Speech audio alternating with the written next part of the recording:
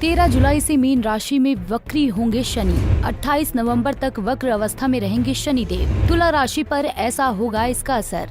मेरे YouTube page एस्ट्रोनॉलेज पर आपका स्वागत है। नमस्कार, मैं हूं नरेश कुमार। सबसे पहले उन दर्शकों का धन्यवाद जिन्होंने पेज को सब्सक्राइब किया है, पेज के वीडियोस को शेयर कर रहे हैं, लाइक कर रहे हैं और कमेंट बॉक्स में हमें अपनी राय भी लगातार भेज रहे हैं। दोस्तों, आज के वीडियो में बात करेंगे शनिदेव की। शनिदेव वक्री होने जा रहे हैं। 138 दिन का पीरियड है जब शनिदेव मीन राशि में वक्री हो जाएंगे। अब मीन राशि में जब शनिदेव वक्री हो रहे हैं तो उसका आपके ऊपर क्या असर पड़ेगा, इस वीडियो में इसकी चर्चा करेंगे। लेकिन सबसे पहले आपको यह बताएंगे कि एक्चुअल में वक्री अवस्था होती क्या है और इससे इतनी इंपॉर्टेंस क्यों दी जाती है। वैसे तो हर प्लैनेट हर साल वक्री होता है। गुरु 120 दिन के लिए वक्री होते हैं, शनि लगभग 140 दिन के लिए वक्री होते हैं। लेकिन यह वक्री अवस्था क्या है एक्चुअल में? जो हमारे ऑर्बिट है हमारा, जो जहाँ पर प्लैनेट्स हैं, हमारे ब्रह्मांड है कह सकते हैं, वहाँ पर जो प्लैनेट्स हैं उनमें कुछ प्लैनेट हैं इनर सर्कल के प्लैनेट हैं जिनका धरती के ऊपर सीधा असर ज़्यादा पड़ता है। सूर्य के साथ के जो प्लैनेट हैं वो है शुक्र और बुध। ये सूर्य के साथ ही मिलेंगे आपको, किसी भी कुंडली में ये सूर्य के सामने आपको नहीं मिल सकते क्योंकि ये इनर सर्कल के प्लैनेट हैं, ये सूर्य के पास ही रहते हैं। 3 प्लैनेट आउटर सर्कल के प्लैनेट हैं, मंगल, गुरु और शनि।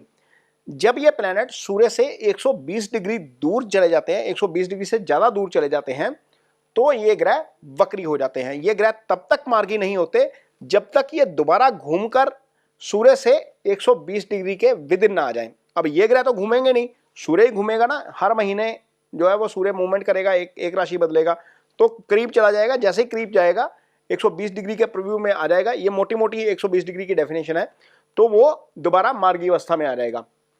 अब इसको एक कल्पना कीजिए, अब एक रबड़ खींच रहे हैं और रबड़ की जो पावर है वो बढ़ जाती है ना। जब आप रबड़ को छोड़ेंगे तो वो पूरी फोर्स के साथ जो है वो आपको ही लगेगी, खुद ही लगेगी। तो यही लगभग वक्री अवस्था की स्थिति रहती है। प्लैनेट ऐसा लगता है कि प्लैनेट पीछे को आ रहा है, लेकिन प्लैनेट पीछे को नहीं आ रहा होता। प्लैनेट की पोजीशन वही होती है, लेकिन प्लैनेट में और सन की स्थिति के कारण थोड़ा सा खिंचाव बढ़ जाता है। इसी के कारण इसको वक्री अवस्था कहा जाता है। और वक्री अवस्था में क्या होता है, प्लैनेट का चेष्टा बल बढ़ जाता है। जब चेष्टा बल बढ़ता है तो प्लैनेट की काम करने की ताकत बढ़ जाती है, भले ही वो पाप ग्रह है या शुभ ग्रह है। यदि शुभ ग्रह वक्री होगा, आपकी कुंडली में भी वक्री है, दशा चल रही है, तो वो आपको वक्री अवस्था में अच्छे फल कर जाएगा। यदि आपका अशुभ ग्रह है और वो वक्री हो जाए, दशा भी उसी की चल रही है और वो प्लैनेट अच्छी स्थिति में नहीं है, मान लीजिए 6, 8, 12 में पड़ा हुआ है और आपकी दशा शनि की चल रही है और वक्री भी हो गया, तो निश्चित तौर पर वो नुकसान कर जाएगा। इसको इस तरीके से ही कैलकुलेट करेंगे।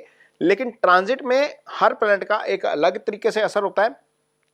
ट्रांजिट में कुछ राशियों के लिए अच्छा होता है, कुछ राशियों के लिए खराब होता है। इस वीडियो में हम ये चर्चा करेंगे कि आपके ऊपर, आपकी राशि के ऊपर इसका क्या असर होने जा रहा है। क्योंकि मीन राशि में जब शनि है तो कुछ राशियों के ऊपर 7.5 चल रही है, कुछ राशियों के ऊपर ढैया चल रही है, कुछ राशियों के लिए गोचर ये अच्छा भी है। तो वीडियो शुरू करते हैं कि आपके लिए कैसे ये शनि का गोचर रहेगा। तो सबसे पहली राशि जिसके लिए शनि का ये गोचर बहुत अच्छा होने जा रहा है वो है तुला राशि। तुला राशि के वो जातक जो स्वाति नक्षत्र में पैदा हुए हैं उनके ऊपर इस समय शनि की ही महादशा चल रही है। यदि आपका नक्षत्र स्वाति है, राशि तुला है, आपकी उम्र 30 से 50 साल के बीच है, तो आप शनि की महादशा में ही है। तो महादशा नाथ का शुभ गोचर में आ जाना बहुत अच्छा है। एक दूसरा, शुभ गोचर में भी आकर वक्री हो जाना बहुत अच्छा है। तुला राशि के लिए अच्छा इसलिए है क्योंकि तुला राशि के जातकों के लिए शनि जो होते हैं योगाकारक ग्रह हो जाते हैं। योगाकारक ग्रह इसलिए, ये कुंडली आपके सामने है, तुला राशि के लिए शनि की जो चौथा भाव होता है कुंडली का, वहां पर शनि की मकर राशि आ जाएगी, पंचम में यहाँ पर कुंभ राशि आ जाएगी। तो एक केंद्र और एक त्रिकोण का स्वामी होने के कारण शनि की स्थिति आपके लिए योगाकारक ग्रह वाली हो जाती है। और योगाकारक ग्रह अक्सर अच्छा फल कर जाते हैं। छठे में बैठकर शनि आपके लिए बहुत अच्छा फल करेंगे क्योंकि ये आपके महादशानाथ भी हैं, छठे भाव में भी हैं। अचानक से इन 138 दिनों में अचानक से आपको कोई ना कोई फायदे हो सकते हैं। अब फायदे कैसे होंगे? सबसे पहले तो शनि चौथे भाव का फल करेंगे। चौथा भाव आपकी प्रॉपर्टी का भाव होता है। आपकी मदर की सेहत यहाँ से देखी जाती है, मदर का विचार यहाँ से किया जाता है, एसेट क्रिएशन यहीं से की जाती है। और चौथे भाव से यदि आप स्टूडेंट हैं, वैसे तो बात हो रही है 30 से 50 साल के लोगों की, यदि आप स्टूडेंट हैं तो आपको स्टूडेंट्स को भी वहाँ पर उसका फायदा हो सकता है क्योंकि चौथे और पांचवें भाव से हम स्टडी का भी विचार करते हैं। तो निश्चित तौर पर तुला राशि के जातकों के लिए सबसे पहले तो चौथे भाव से संबंधित फल मिलेंगे। एसेट की क्रिएशन हो सकती है, कोई ना कोई नई चीज आप परिवार में लेके आ सकते हैं। हो सकता है वो गोल्ड की शेप में हो। एसेट ऐसी चीज होती है जो आप लंबे समय के लिए लेते हैं। वो आप गोल्ड की शेप में भी हो सकता है, वो कार की शेप में भी हो सकता है, वो प्लॉट की शेप में भी हो सकता है, वो गाड़ी की शेप में भी हो सकता है। तो ये तो फोर्थ हाउस के सिग्निफिकेंस है जो आपको जिसके आपको अच्छे फल मिलेंगे। पंचम भाव चूंकि एक्टिव हो जाएगा, पंचम भाव के स्वामी की दशा चल रही है और वही वक्री हो गया, तो पंचम सुत भाव होता है। पंचम इजी गेन्स का भाव होता है। पंचम से स्टेट ऑफ माइंड का विचार किया जाता है। पंचम आपकी हाई स्टडी है। तो ये सारे सेक्टर एस्पेक्ट हैं जो लाइफ के, वहां पर आपको उसके अच्छे रिजल्ट मिलते हुए नजर आएंगे। यहां पर शनि बैठ जाते हैं, उस भाव को मजबूत कर देते हैं। तो तुला राशि के जितने भी जातक यदि कर्ज की स्थिति से गुजर रहे हैं तो निश्चित तौर पर इन 138 दिनों में शनि आपके लिए अच्छा फल करेंगे। कर्ज धीरे धीरे उतरना शुरू हो सकता है। यदि आपका पैसा कहीं कहीं पे फंसा हुआ है तो वो पैसा भी आपको हो सकता है कि वापस आना शुरू हो जाए। एक दूसरा छठा भाव चूंकि रोग, ऋण और शत्रु का भाव होता है। यदि किसी के ऊपर कोई कोर्ट केस चल रहा है, किसी पे कोई लिटिगेशन चल रही है, कोई एलिगेशन चल रहा है, तो वहां पर भी आपको इसका डेफिनेटली लाभ मिलता हुआ नजर आएगा। इन 138 दिनों में वहां पर भी कुछ ना कुछ चीजें जो है वो आपको अच्छी जो है वो सुनने को मिलेंगी, खासतौर पर जिन पर केस चल रहा है, क्योंकि शनि न्यायाधीश है, शनि न्याय के कारक हैं। वहां पर चीजें वो जरूर जो है वो स्कोर सेट डेफिनेटली करेंगे। लेकिन इसके बावजूद थोड़ा सा ध्यान ड्राइविंग में जरूर रखना है, क्योंकि अष्टम पे तीसरी दृष्टि जा रही है शनि की, तो हो सकता है कि कहीं ना कहीं दुर्घटना हो जाए या आपकी सीक्रेसी कॉम्प्रोमाइज हो जाए। अदरवाइज शनि के तुला राशि के जातकों के लिए शनि का 138 दिन के लिए वक्री हो जाना निश्चित तौर पर अच्छा है। इसके अच्छे परिणाम देखने को मिलेंगे।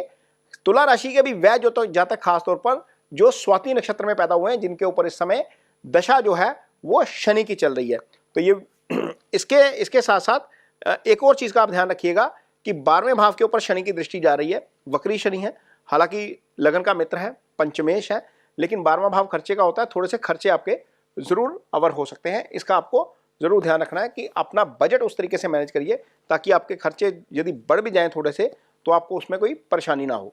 यदि आपकी कुंडली में शनि की स्थिति कमजोर है, मान लीजिए आपका शनि 6, 8, 12 में है, वैसे तो छठे का गोचर शनि का अच्छा होता है, छठे भाव में, 8वें भाव में, 12वें भाव में है, या शनि आपका राहु केतु एक्सिस में है, शनि मंगल के साथ समसप्तक में है, 6, 8 में है, 6, 8 एक्सिस में है, या शनि सूर्य के प्रभाव में है, अस्त है, तो ऐसी स्थिति में आपको सैटर्न से संबंधित रेमेडीज जरूर करनी चाहिए।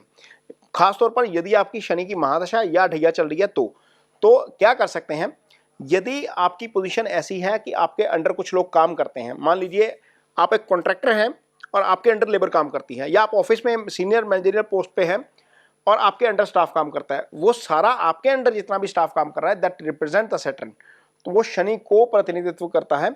तो आपका बिहेवियर पहली बात तो उनके प्रति कोर्डियल होना चाहिए। दूसरा, ब्लैक कलर थोड़ा सा अवॉइड करेंगे तो ज़्यादा अच्छा रहेगा, ब्लैक नेगेटिविटी का कलर है। तीसरा, सैटर्न की रेमेडी के तौर के ऊपर आप काली जो दाल होती है उड़द की, वो शनिवार शाम के समय दान कर सकते हैं। जब भी कोई दान करना है तो अपने नाम का, अपने राशि का, नक्षत्र का और गोत्र का संकल्प लेकर करना है। संकल्प लेकर किया गया दान सात्विक दान कहलाता है। उसके बिना यदि आप दान करेंगे तो वो दान आपको लगता नहीं है। इसकी टाइमिंग आपकी शाम की ही रहेगी। इसके अलावा शनिदेव की आरती में भाग ले सकते हैं, शनिदेव की शिला पर तेल अर्पित कर सकते हैं। ये छोटी छोटी रेमेडीज हैं।